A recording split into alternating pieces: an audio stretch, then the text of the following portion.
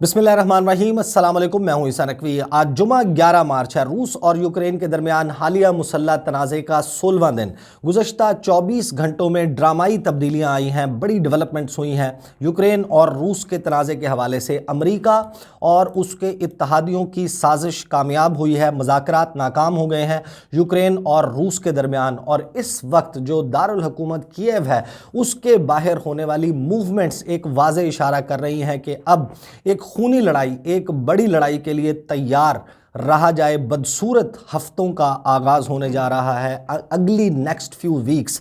इसी तरीके से इसको डिस्क्राइब किया गया है मुख्तलिफ अमरीकी हुक्काम, डिफेंस ऑफिशल्स की तरफ से। जो सैटेलाइट इमेजेस जारी हुए हैं इसकी मैं सारी आपके सामने तफसील रख देता हूँ कि एग्जैक्टली ये साजिश क्या थी, किस तरीके से इस कॉन्फ्लिक्ट को, इस लड़ाई को प्रोलॉन्ग किया जा रहा है। अमरीका और उसके इत्तहादी, उनका मकसद क्या है और मुज़ाकरात किस तरीके से कोलैप्स हुए। इस वक्त जो सैटेलाइट इमेजेस सामने आए हैं अमरीकी कंपनियों की तरफ से, उनके मुताबिक जो दारुल हुकूमत कीव है उसके बाहर आपको मालूम है कि हमने रिपोर्ट भी किया कि एक तवील काफ़िला रूसी फ़ौज का मौजूद था। तकरीबन 40 मील लंबा ये काफ़िला था, तकरीबन 65 किलोमीटर आप समझ लें, लेकिन इस शहर से थोड़ा सा फासले पर मौजूद था। अब जो फ्रेश सैटेलाइट इमेजेस हैं इन मुज़ाकरात की नाकामी के बाद, वो वाज़े तौर पर नज़र आ रहा है कि इस काफ़िले ने, इस कॉलम ने सिमटना शुरू कर दिया है और सिमट कर इसने शहर के अतराफ़ में फैलना शुरू कर दिया है। जो सैटेलाइट इमेजेस हैं वो ये बताते हैं कि जो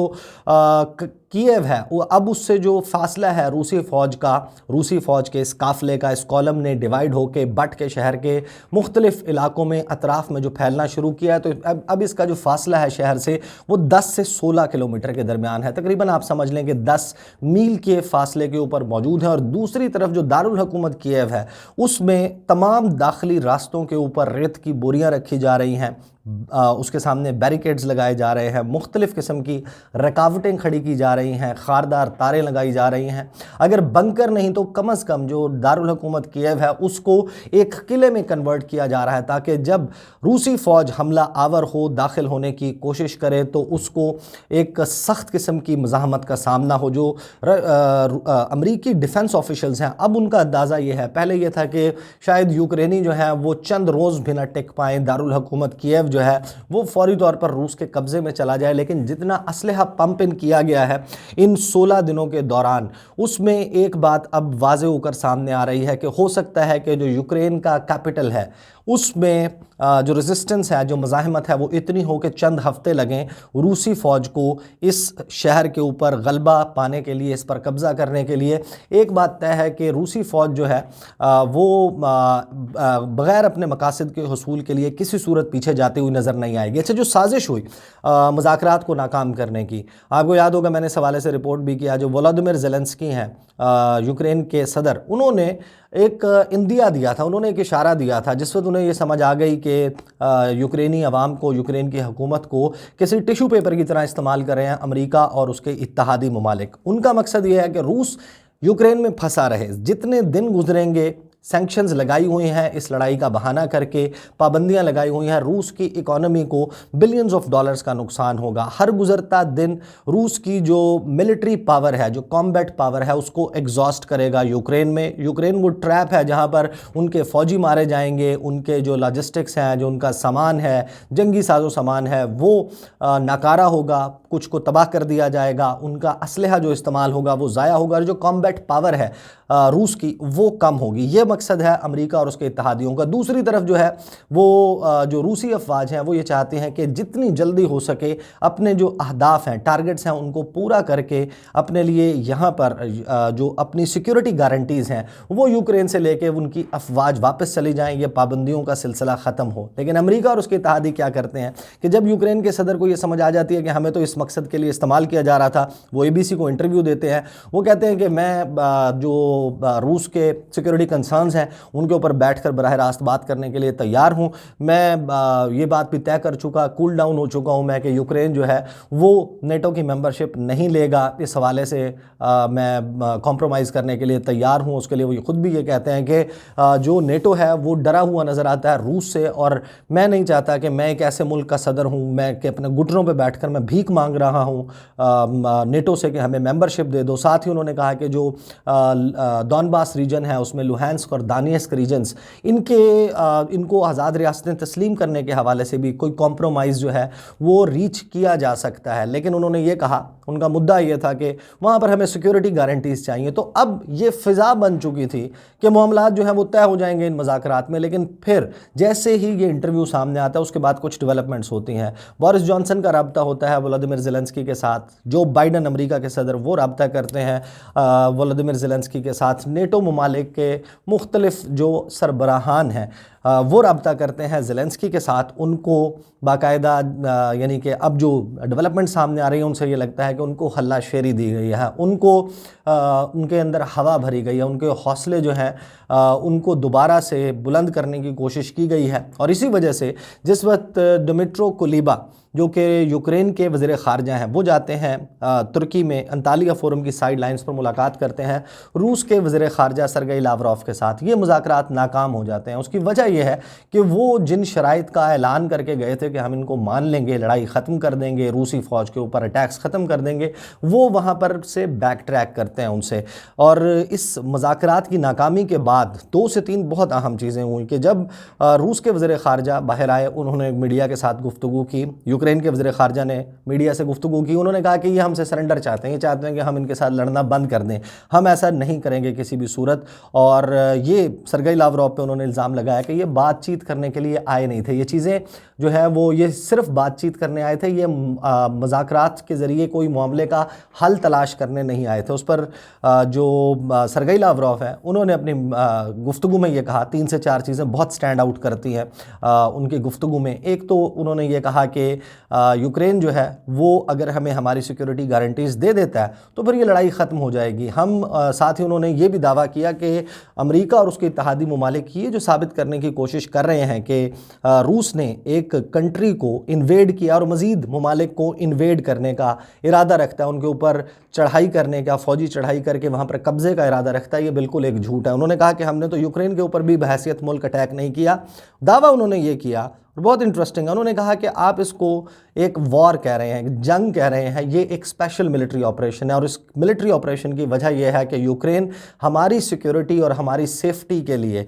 रूस की जो स्टेबिलिटी है उसके लिए एक बराह रास्त ख़तरा बन चुका था, लिहाजा ये मिलिट्री ऑपरेशन लॉन्च किया गया, अपने मकासद के हुसूल तक जारी रहेगा। और उनकी इस स्टेटमेंट के बाद ही जो रशियन ट्रूप्स हैं उनकी मूवमेंट बहुत बड़े पैमाने पर देखने में नज़र आती है। 1.5 लाख के करीब फ़ौजी जो हैं वो इस वक्त पहुँच चुके हैं रूस के यूक्रेन में और यूक्रेन के मुख्तलिफ़ इलाकों में, शहरों के बाहर वो मौजूद है।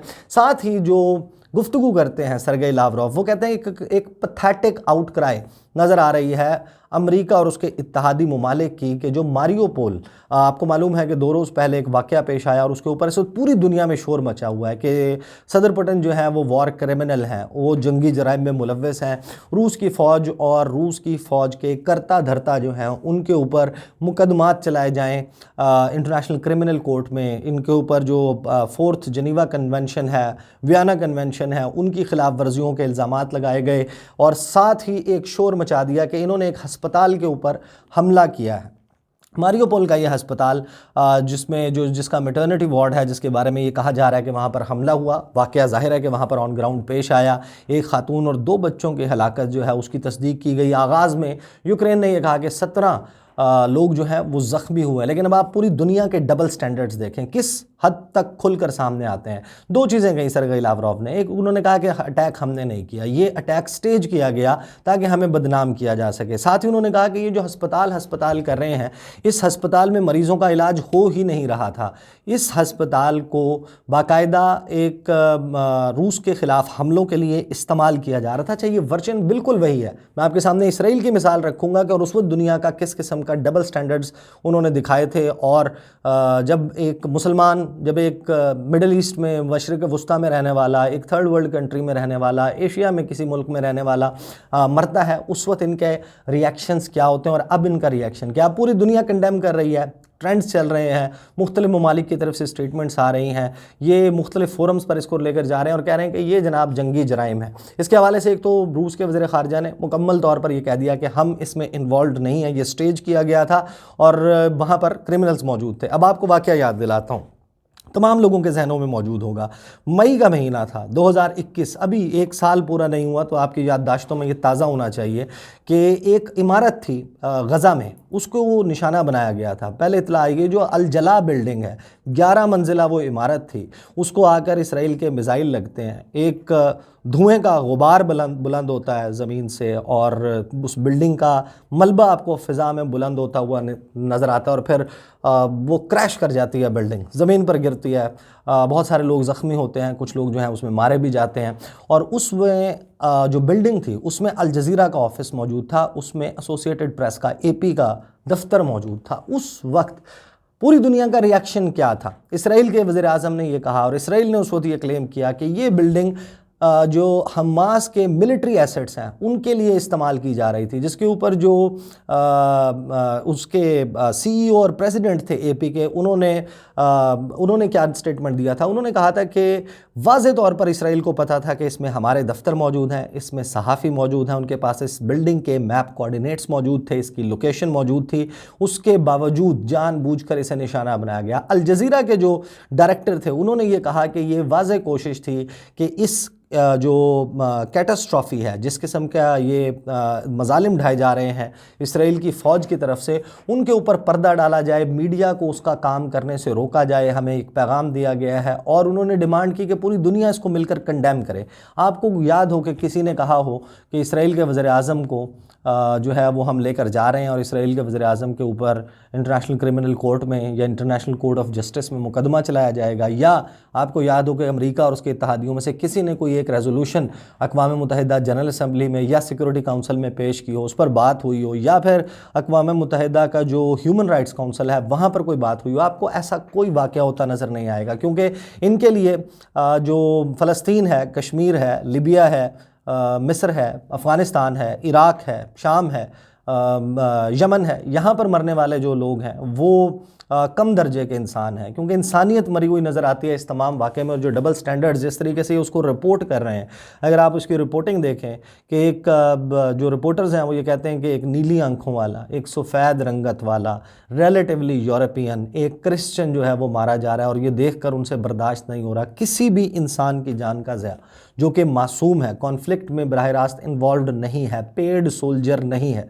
उस मुल्क की फ़ौज में शामिल नहीं है और लड़ नहीं रहा, अनआर्म्ड सिविलियन है, गैर मुसल्लह शख्स है, वो मारा जाता है, चाहे वो किसी भी साइड का हो, इक्वली कंडेमेबल होना चाहिए कि जो लोग बराह रास्त इस लड़ाई में मुलव्वस नहीं हैं और ये आलमी ताकतें इस सारे मामले में लड़ रही हैं, कोई मासूम इंसानी जान जाती है, उसको दर बदर होना पड़ता है, अपना शहर छोड़ना पड़ता है, उसकी कंडेमनेशन होनी चाहिए, लेकिन वो अक्रॉस द बोर्ड होनी चाहिए। अफ़गानिस्तान में मारा जाने वाला सिविलियन जो है वो क्यों कमतर है, या कश्मीर में, फ़लस्तीन में, यमन में, शाम में, इराक़ में मारा जाने वाला जो मुसलमान है या मुसलमान नहीं भी है लेकिन एक थर्ड वर्ल्ड कंट्री से ताल्लुक़ रखता है, वो क्यों कमतर है यूक्रेन के मारे जाने वालों से? ये डबल स्टैंडर्ड्स एक्सपोज हो रहे हैं और इस वक्त अमेरिका और उसके इत्तहादी, उनका जो मकसद है कि रूस को इस मामले में फंसाया जाए, लंबे अरसे तक जो है वो यहाँ पर उनको रखा जाए, इंगेज रखा जाए, ताकि हर गुज़रते दिन के साथ उनके ऊपर बिलियंस ऑफ डॉलर्स जो हैं उसके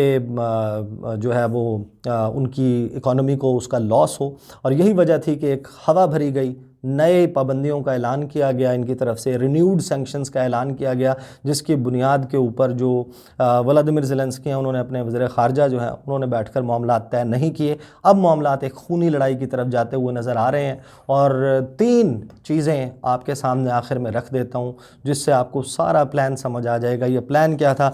सबसे पहले बोरिस जॉनसन, आपको याद होगा इसके हवाले से रिपोर्ट भी किया था, बोरिस जॉनसन गए थे पोलैंड की एक में जो यूक्रेन की एक सहाफ़ी हैं वो उनके सामने रो पड़ी थी सवाल करते हुए कि आप लोग क्या कर रहे हैं। उसके ऊपर उन्होंने कहा कि हम नहीं आएंगे, हम कुछ नहीं कर सकते, हम आपके लिए नो फ्लाई जोन इस्टेब्लिश नहीं कर सकते, आप जहनी तौर पर तैयार हो जाएं कि आने वाला वक्त जो है वो आपके लिए एक मुश्किल वक्त आ रहा है। उनको पहले से पता था कि इन्होंने मुश्किल वक्त मेंटली उनको प्रिपेयर करवा रहे थे, बहुत सारे लोगों को इवैक्यूएट करवा के जो यूरोप है उसके मुख्तलिफ ममालिक में, उनके मुख्तलिफ शहरों में उनको मुंतकिल किया जा रहा था। उसके बाद जो लास्ट संडे गुजरा है, जब ईस्टर्न यूरोप का दौरा करके वापस पहुँचे एंटनी ब्लिंकन, तो एंटनी ब्लिंकन ने वहाँ पर जो फेस द नेशन में गुफ्तगू की थी, उन्होंने भी इसी किस्म की पेश गोई की थी। उन्होंने ये कहा था, I think we have to be prepared unfortunately tragically for this to go on for some time, क्योंकि ये कोई अटेम्प्ट नहीं कर रहे कि इस कॉन्फ्लिक्ट को रुकवाया जाए, बल्कि असलहा भिजवा रहे हैं यूक्रेन। साथ ही विलियम बर्न्स अभी इतवार के दिन हाउस इंटेलिजेंस कमेटी में जो उन्होंने ब्रीफिंग दी, उन्होंने कहा था कि जो व्लादिमीर पुतिन है वो अपने मकासद के हसूल के लिए गुस्से में भी हैं, फ्रस्ट्रेटेड भी नज़र आते हैं, और अगली नेक्स्ट फ्यू वीक्स की वार्निंग दी थी कि बड़े बदसूरत चंद हफ्ते गुजरने वाले हैं, यूक्रेन में बहुत मारा मारी होगी, बहुत खून रेजी होगी। सारे मामले को, इस कॉन्फ्लिक्ट को मैं अपने चैनल पर कवर करता रहूँगा, और अगली वीडियो में मैं आपके सामने रखूँगा कि ये रासपुतीत्सा क्या है और क्यों शोर मचा हुआ है कि जो रशियन मिलिट्री है उसके एडवांसेस को रासपुतीत्सा ने एक बड़ा स्लो डाउन कर दिया, बड़ा ब्लो बैक मिला है उनको। इसकी तफसील इंशाल्लाह अगली वीडियो में। अब तक के लिए मुझे इजाज़त दीजिए। अल्लाह हाफ़िज़।